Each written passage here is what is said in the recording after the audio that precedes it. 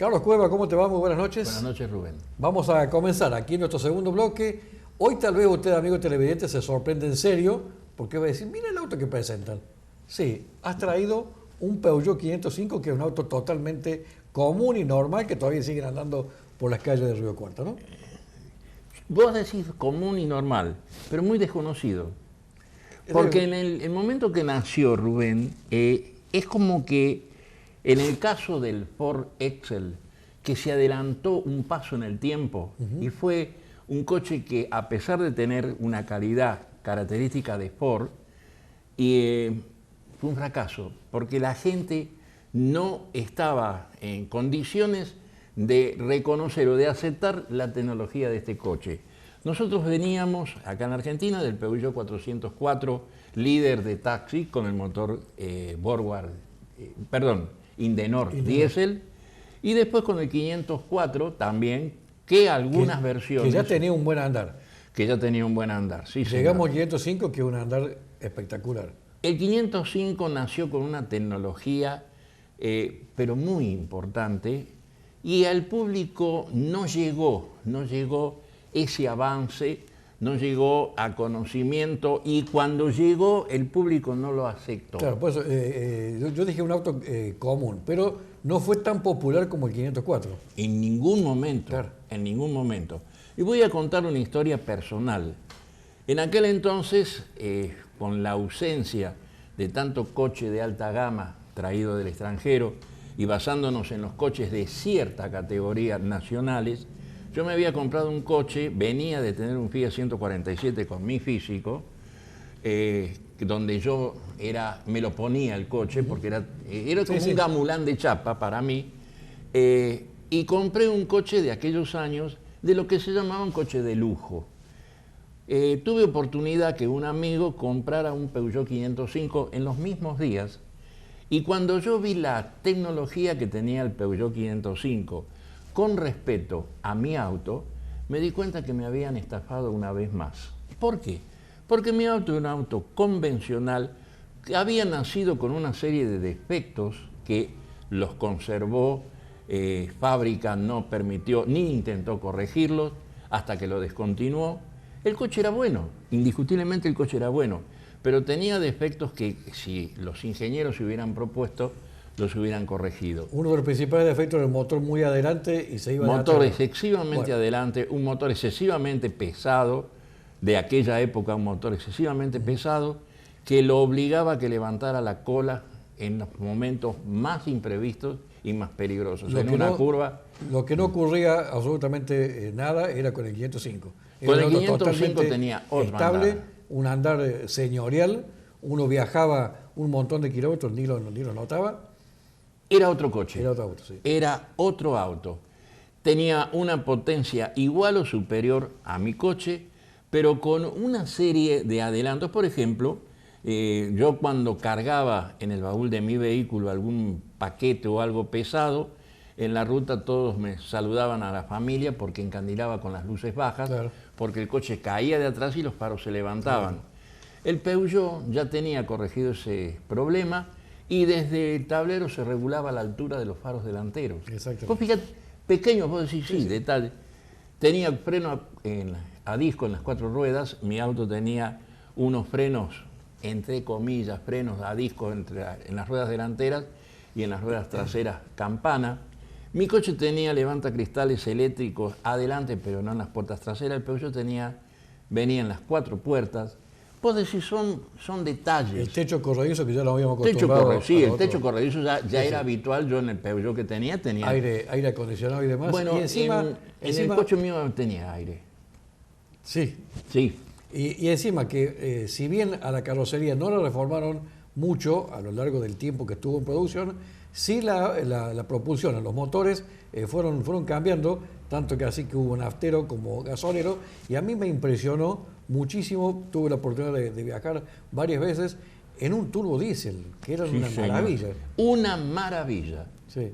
Y mi coche era diésel, también era muy bueno, pero comparándolo a valor igual con mi auto estaba en una categoría, o sea, La categoría por lo que yo había pagado no estaba de acuerdo a la de Peugeot. Seguro. Y la tecnología que incorporaba mi auto era una tecnología de prácticamente de 7 a 10 años anterior.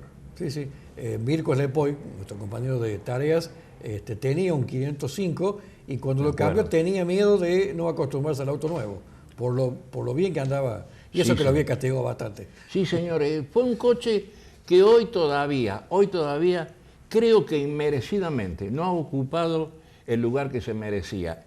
Tengo una persona amiga de muchos años que tiene un Peugeot 505 y es mecánico. No ejerce como mecánico, ya se ha jubilado, es mecánico y siempre cuando nos sentábamos en nuestro escritorio, por así decirlo, que vos lo conoces, a tomar un café ahí en las tardes, él siempre me mencionaba de las bondades del Peugeot y que no habían sido admitidas, no habían sido reconocidas. Contanos, ¿qué cilindrada tenía el motor? Tuvo, principalmente en la versión diésel, tuvo un motor de casi 1150 centímetros cúbicos, el famoso Indenor agrandado o Indenor de tercera generación, y llegó a tener un motor que acá en la Argentina no lo conocí. Orillaba los 2,5 litros, también diésel, pero repito, acá en la Argentina no lo conocí.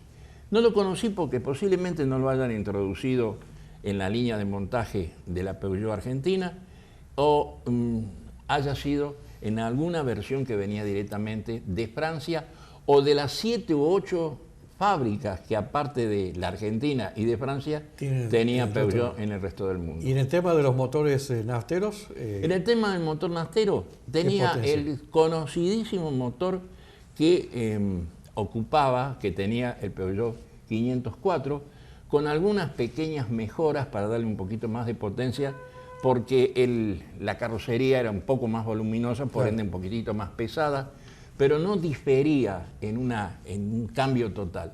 Era un motor más potente.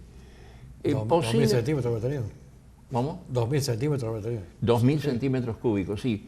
Pero creo, sin ahondar en la investigación, de que en otras partes del mundo llegó a tener motorizaciones más potentes, caso de que su sucesor, el Peugeot 606, vino con un motor de 6 cilindros en B. Claro.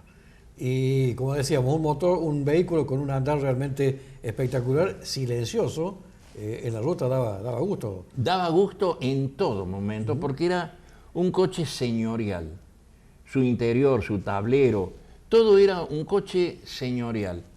Lógicamente, no tuvo la aceptación que tuvieron otras marcas con coches del mismo coste, pero de una tecnología y de un acabado, por así decirlo, completamente inferior.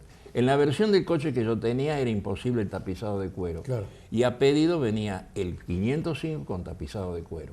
Un vehículo que a primera vista, uno acostumbrado a otro tipo de auto como el 504, parecía un auto grande, pero no era tan grande. No era tan grande. Es tan grande.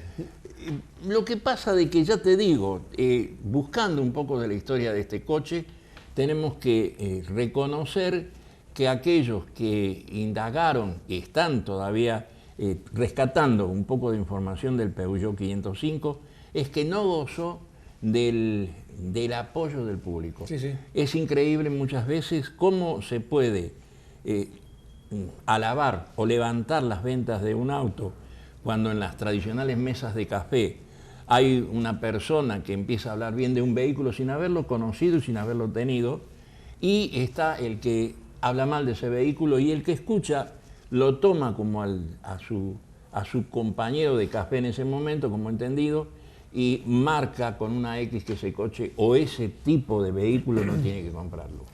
Un baúl bastante voluminoso como para llevar a la familia de viaje sin ningún problema, ¿no? Yo me acuerdo de haber viajado por circunstancias de trasladarnos de un lado a otro, por ejemplo, de Río Cuarto a Embalse, en el Peugeot 505 en el asiento trasero. Yo jamás llegaba con las rodillas al respaldo del asiento delantero, por más que estuviera corrido hacia atrás, porque era voluminoso su interior.